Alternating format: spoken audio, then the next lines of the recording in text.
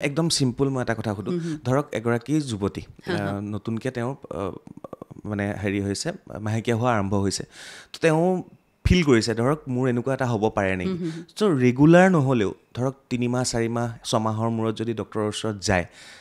অকণমানতো আগতীয়াকৈ গম পাব পাৰে এইবিলাক বস্তু হয়নে তাৰমানে আমিতো যেতিয়া আমাৰ ওচৰত পেচেণ্টে মেনষ্ট্ৰুৱেল প্ৰব্লেম লৈ আহে তো আমিতো ইনভেষ্টিগেশ্যনছবিলাক কৰোঁৱে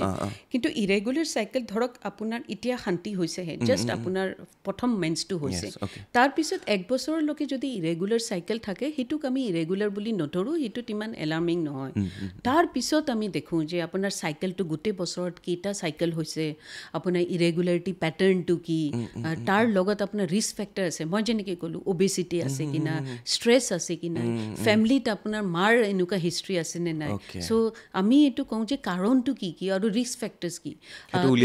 এইটো ওলাব লাগিব আৰু তেহেঁতৰ আৰু আমি তেতিয়া এহেঁতক এইটো হাই ৰিস্ক ফেক্টৰ মানে এই পেচেণ্টৰ ফিউচাৰ লাইফ এই ছোৱালীবিলাকৰ ফিউচাৰ লাইফত তেহেঁতৰ এটা ৰিস্ক আছে তো সেইবিলাক আমি স্ক্ৰিনিঙত থৈ দিওঁ বা আমি মাৰ্ক কৰি থৈ দিওঁ আৰু তেহেঁতক আমি এডভাইচ কৰোঁ পেৰেণ্টছবিলাকক যে আপোনালোকে এইটো ৰেগুলাৰ ফ'ল' আপত আনিব লাগিব